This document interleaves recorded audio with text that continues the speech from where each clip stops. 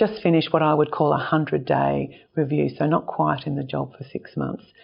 And it's been a really very valuable exercise for us to identify how is it that we can ensure that our spend of $200 billion on our defence capability, how do we ensure that all of the commitments that we make are on time, on budget and on spec. Now, I'm a construction lawyer, so these elements of the contract are very important to me. And the most important element is on spec, which means we also have significant Australian content.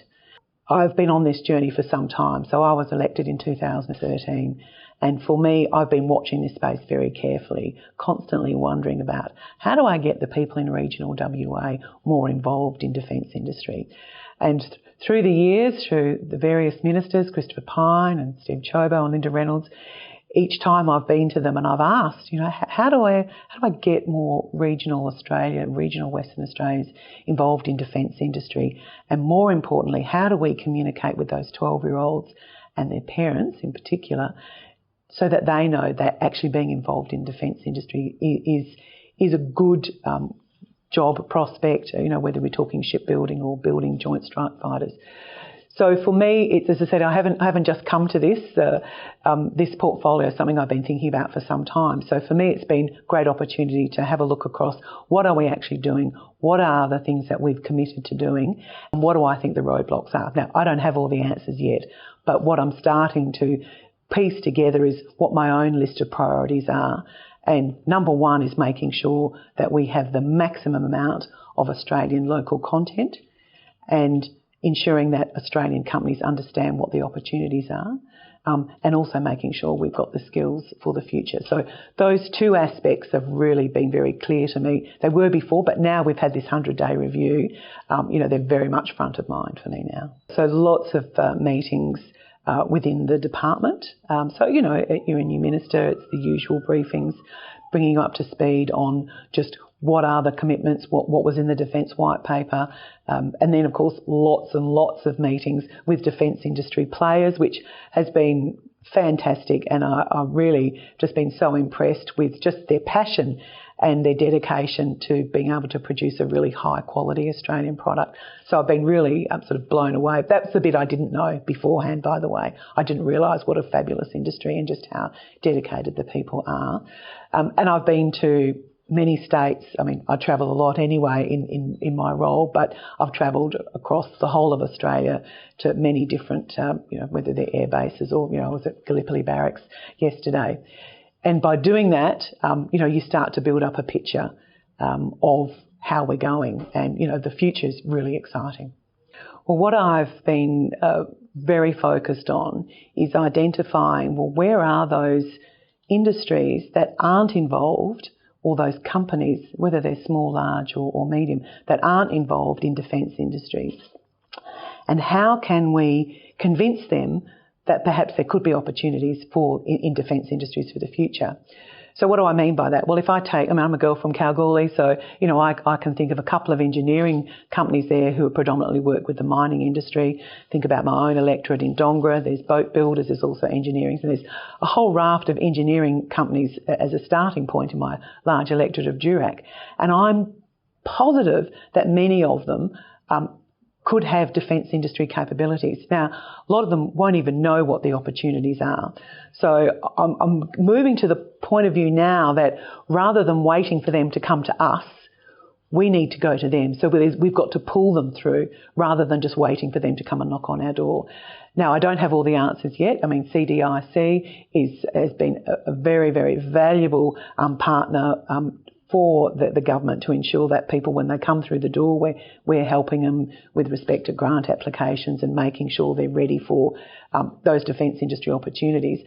But we've got to do more to actually reach in and find those companies who have got some capabilities, because we know that for a lot of people, number one, they won't know what's out there, what the opportunities are, and they won't know what they need to do to get ready. And I passionately believe, as a government, we've got to help them get ready.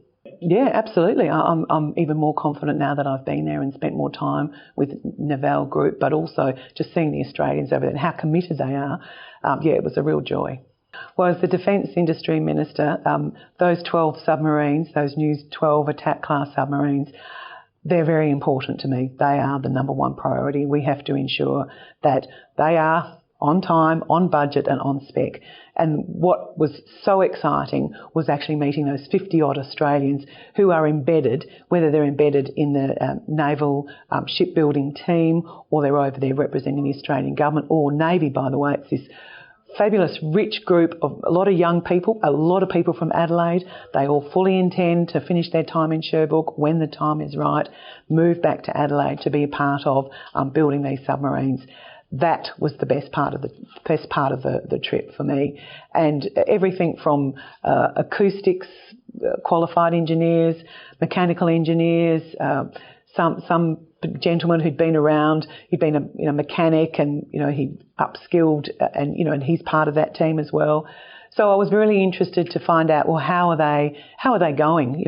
Their well-being as well, because it's important for us as our nation that we have people who get the technology transfer, that know-how and know why, that they bring that back to Australia. So it's very important to myself and to our government that we look after those people, because they are very, very important for ensuring that we have that sovereign capability when they come back home again and we build those 12 submarines. Well, I think, the starting point is myself as the Defence Industry Minister, ensuring that the primes understand that I'm taking this very seriously.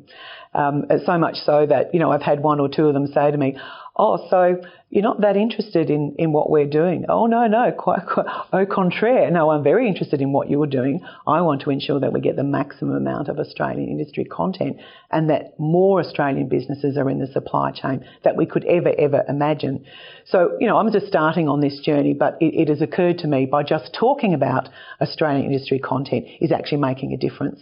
And last 2 weeks ago when we were in the UK talking to a number of Australian businesses who are already getting those opportunities, I'm feeling very confident, but we cannot rest on our laurels, and every day I'm telling someone else that this is important and we have to keep pushing the whole time.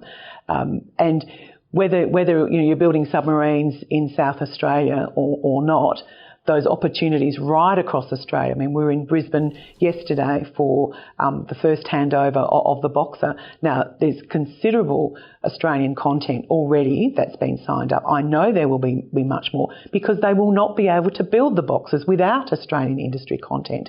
And what I've been really pleased with the primes is that they're now being much more proactive with respect to the skill sets that they need. So that says to me that they're taking it very seriously. And they're also talking about what can they do. This is not just the government that's got to resolve any skill shortages we might have going, over the next 20 years. They themselves are also focused on that. So those skills are going to come from Australian workers. A lot of people talk about around a 60-65%, but I think that's the wrong way to approach this. I started 100% and I'm working towards that. Now that's unrealistic because there'll be some technologies that the various primes will bring in, because, would you would imagine that's a sensible thing to do. But I think that's the wrong way to approach it. We have to keep pushing and pushing to get the maximum amount of Australian industry content. So since we launched the strategy in 2018, we've of course appointed David Johnson as the Defence Export Advocate, who I think is an inspired role, I should say, because he's very passionate and very knowledgeable about defence industry. So I've been very impressed with David. We've now got export grants. So people who are trying to get export ready, those grants are starting to roll out, which is good news. I think just more broadly speaking, there's no time like now to be an Australian company. When we were at the Defence Trade Show in London last week or the week before, it was good to be Australian. Like, people are watching. So the Australian government is investing $200 billion in our defence capability, but that's going to buy us more than just submarines and widgets and joint strike fighters. It's going to buy us more than that. It's actually buying us our own sovereign defence capability, and then people are getting those export opportunities. And I'm quite sure that those opportunities are already starting to flow. So I lead a delegation of about over 60 Australian companies, the most we've taken with us to that particular show. Tell you what, everyone wanted to know what the Aussies were doing. So it's almost like osmosis. That yes, because the Australian government is spending $200 billion, everyone's very interested in what are the Australians doing. And I caught up with a couple of them yesterday in Brisbane, and they said for the first time they've experienced this. People are really coming to them to do deals. So I'm very excited. So I think just the fact that the Australian government is investing $200 billion in our own internal capability is actually leveraging the opportunities for Australian companies overseas. Well, we're at the top of our game. I mean, as I said, there is no time like now, no time better than being an Australian company who has got a defence industry product or service to sell. And I think just being in London really showed me that all eyes were on our delegation, all eyes were on the Australian companies that were there exhibiting. So it's difficult at the moment to be able to measure that, but when doors are opening for our defence industry companies when they go overseas, that says to me that we're on the right track. We need to do more, there's no doubt about that. And I think the defence export grants have been very useful, and that's about helping people get the capability that they need. But one of the things that I'm very interested in is understanding where are the roadblocks, from a red tape perspective, and that's something that I need to do more work on. But one of those things that I identified in that 100-day review, that if we're to make sure that Australian companies have the best opportunities, then we need to make sure that we don't have the roadblocks in place that are unnecessary. Of course, there are export controls. I'm not saying that, but we need to make sure that, when we say no quickly, if something's not possible, we say no quickly. But when we're going to support an Australian company, we actually, put our foot down and make sure that they have every chance of success. So we've just announced on the 6th of November we'll be having a Defence Skills Summit in Perth, and that will attract a number of small businesses, people involved in education, so schools, TAFEs, universities, and I'm hoping that we'll get a number of primes here as well so they can tell their story about why they need a skilled workforce and why we need to increase the skilled workforce. So that's in planning, so I'm very excited about that, because we know that we are going to have some skilled workforce issues, and the sooner we can get onto that, and that's something, as part of this 100-day review, that to me was something we needed to get onto urgently. So anyway, that's the first one will be in November in Perth, hopefully with another one on the East Coast the following year. So the Australian industry content for me, together with skilling, are the priorities, and we need to put together our own plan from a department, from my own team's perspective, to make sure that we're focused 100% in any opportunity we get to support and promote Australian local industry content, that we do that. So we'll over the next couple of months, we'll be working up our own plan. If you think about my team, we're like a little defence industry unit, it's exciting times because everyone wants to talk about defence industries. We've just got to make sure, as I said, that we're pulling companies into the defence industry space, those that have got the capabilities, and continue to hold the primes accountable. I think they understand I'm taking this seriously, but we have to keep having that conversation, because we have to be successful.